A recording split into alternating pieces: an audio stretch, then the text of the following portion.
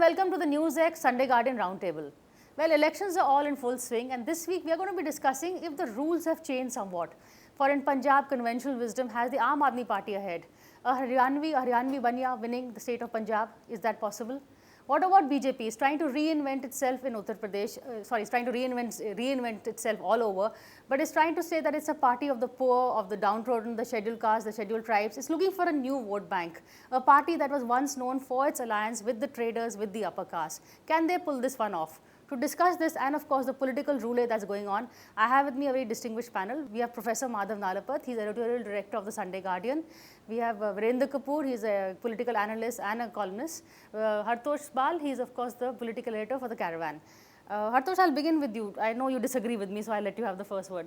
Look, I think first of all the comparison doesn't really hold. Kejriwal, yes, to the extent that I think people in Punjab are turning to anybody who can get rid of the established sort of political class.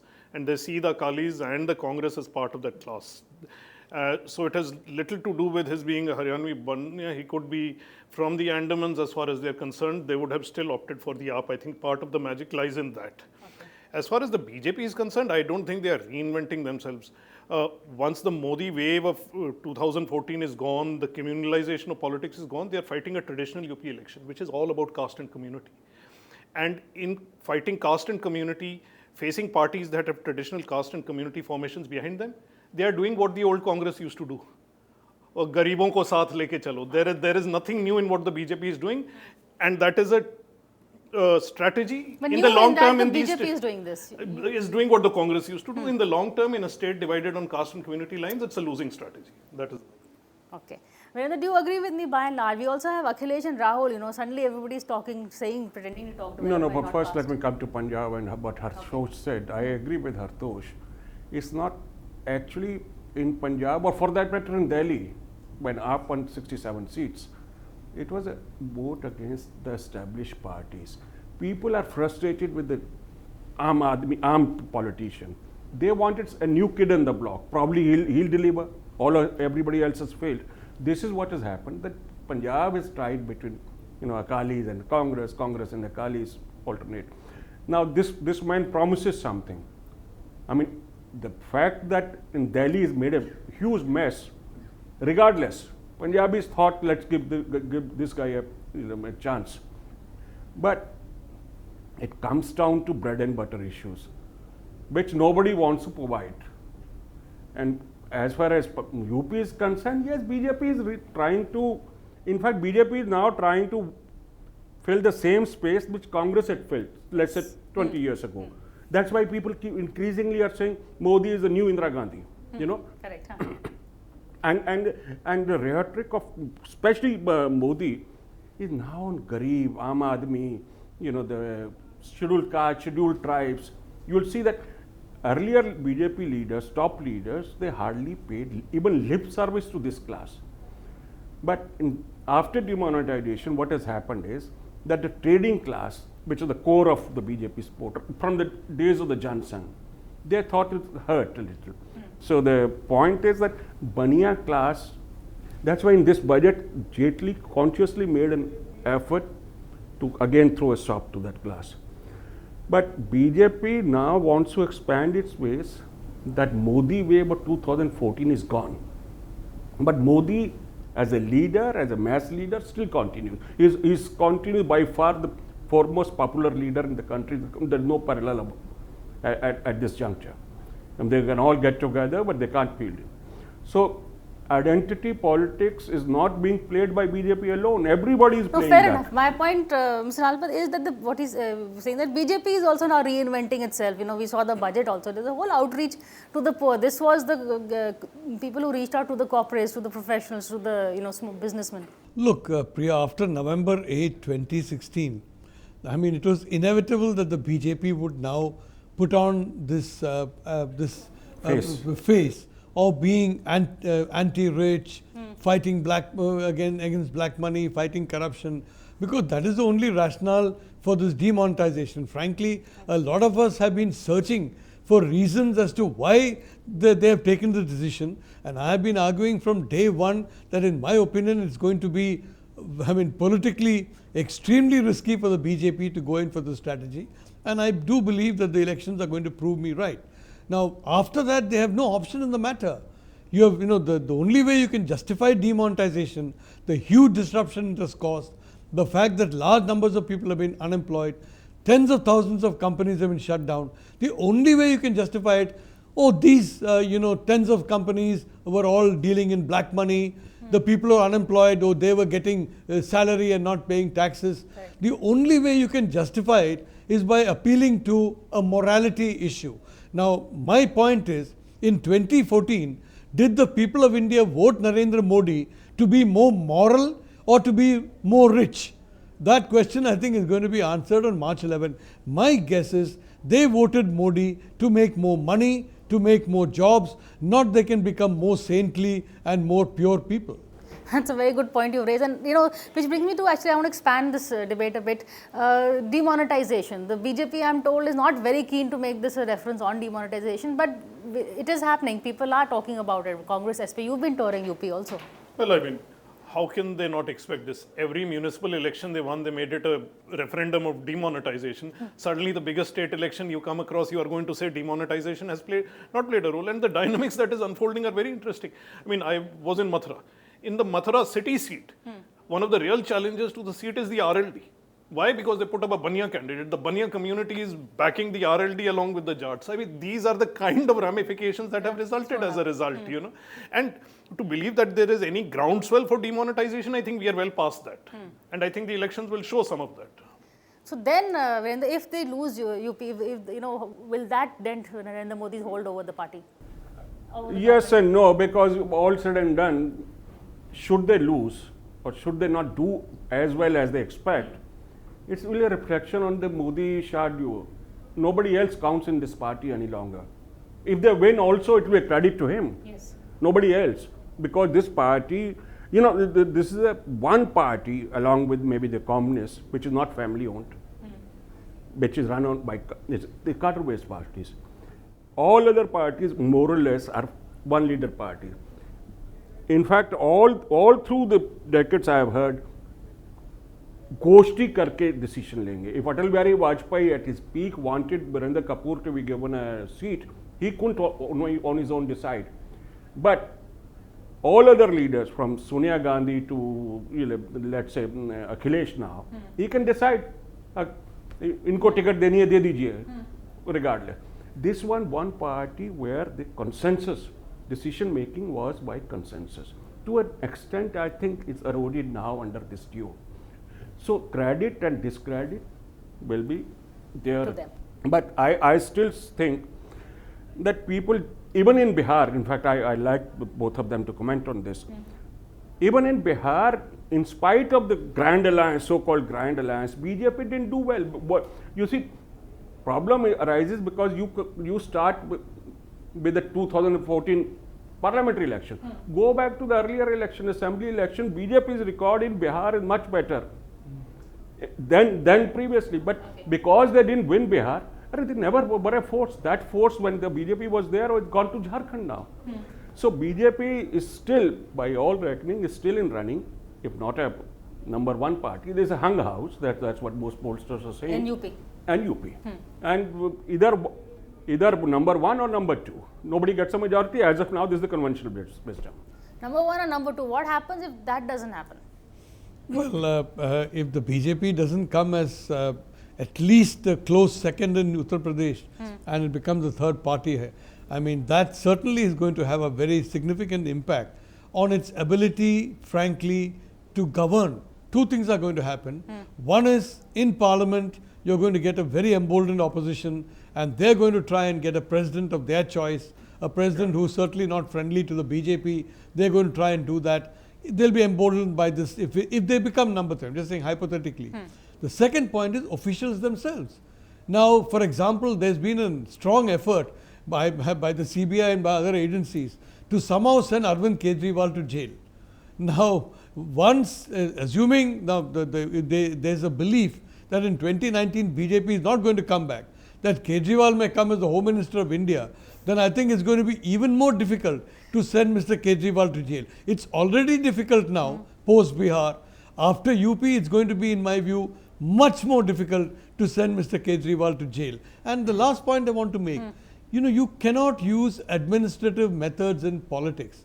Frankly, what has happened to the Aam Aadmi Party is the BJP has helped the Aam Aadmi Party by focusing so much of its police resources on the Aam Aadmi Party. If you look at the discourse of the BJP, there's only one part, there's the party that is maximally corrupt in India is the Aam Aadmi Party.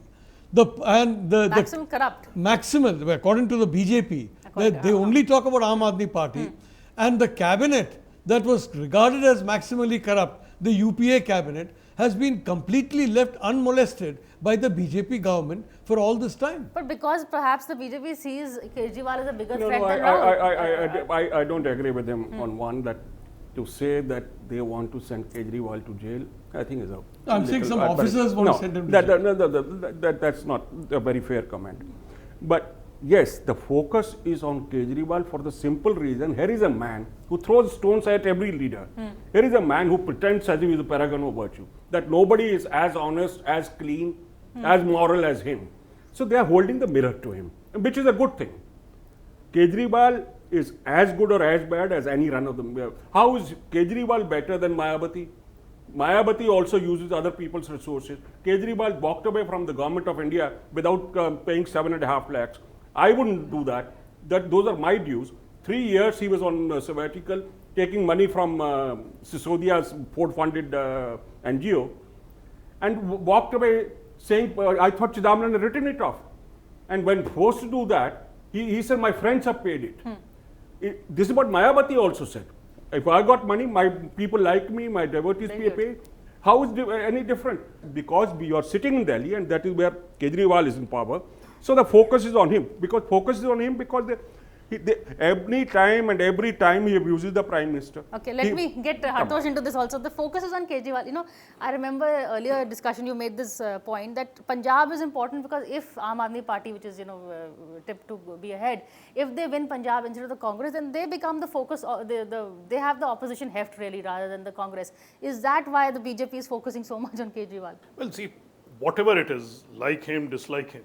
I mean, this very discussion proves it. Somehow the man takes center stage, whether we like it or not, he's there at the center of the discourse. Right. After all, he's only a Delhi chief minister. There are huge number of states. But the fact is, he does dominate the discourse. And the BJP, frankly, is today far more afraid of the scepter of Kejriwal running several states than they are of the Congress. Please, let's go back and look at elections from 2014 to now. The only elections the BJP has been able to win is where it has been in a straight fight with the Congress. It has not won a single other election. It needs the Congress to survive. It has no mettle of its own to take on regional parties which are strongly based. Kejriwal, unfortunately, might turn out to be a national party that the BJP can't take on. That's what they are afraid of. In Punjab, the BJP and the Akalis, and I have this on good authority from young reporters on the field, went around telling their supporters, I know you're angry with us, you're not going to vote for us, but please don't vote for that man, vote for the Congress. This is the desperation to which they've been reduced by one single man. Obviously, he will take center stage, whether I like it or not. But he has grabbed the imagination. To take Hartosh's point, that is true. That focus seems as if BJP is obsessed with Congress. But the fact is that if any party has to be afraid of Kejriwal, it has to be Congress. Don't forget, even in Delhi, BJP retained his 33 loyal vote bank. It was the Congress which was wiped out because his appeals to the same Jhugiwala, Mufat Pani Dunga, Mufat Bijli Dunga. But now Modi is making the same appeals to the same vote bank. But Modi's traditional base is still intact. That had gone in partially in Delhi elections. They come back with the vengeance because they have discussed it with Kejriwal. Post-demonetization, will the Modi's base even come back? that base is come back because in Delhi you can't have a repeat of what Kejriwal did here because people have seen through him. I mean, how many times you can say my 50% bijli ka pani mufat? No, fair enough, but who has more to be worried of from Kejriwal, Rahul or Prime Minister Modi? Look, I think we should stop worrying about the Congress. I think it's a done deal. I'm a done deal. All I'm saying is that I'm agree. But to take over from one point about what Nalapat said, should the Congress and Samajwadi alliance do well there, it also means the beginning of the end of Congress as a pan-Indian entity. Now they have reduced themselves to a much smaller entity, willing to play second fiddle to regional parties. As they did in But Bihar what does and it now say? in UP. The Yeah. decline and fall of the Gandhis is complete. Okay, we're going to hold that thought because that's what we're going to come back and discuss after a short break.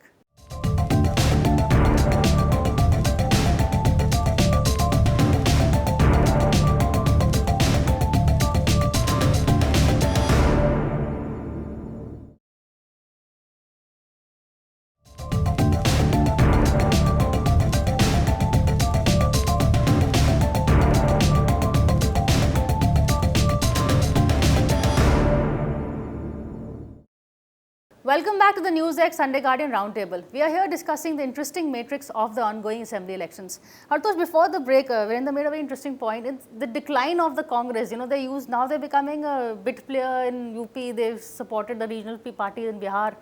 Are we seeing the Congress reducing its role as a national party? Well, it's already reduced, but Punjab is essentially very important. This is a state with anti-incumbency, with a clear... Remember, they have a strong leader. They have an organization.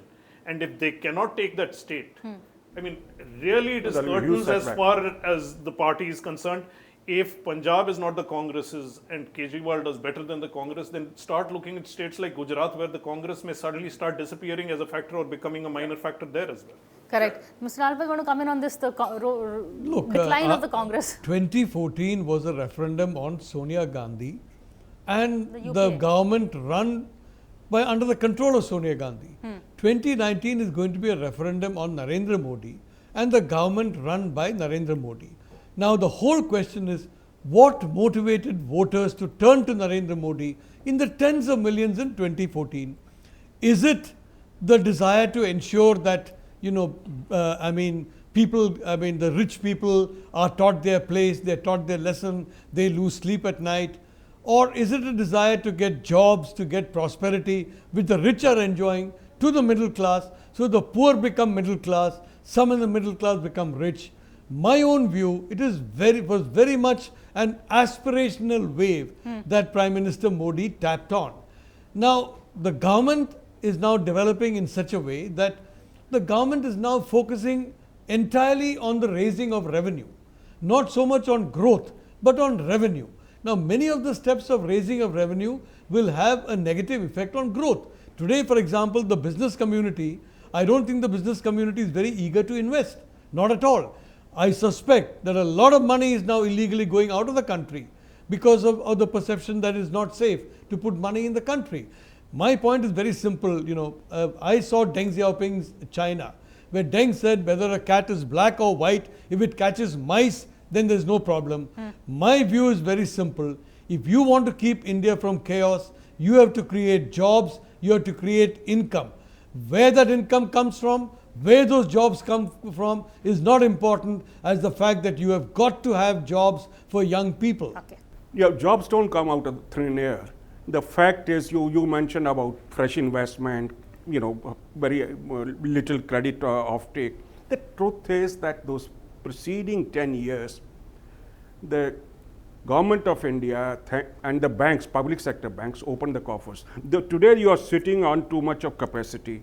There is hardly any demand, whether it's the power sector or any other sector.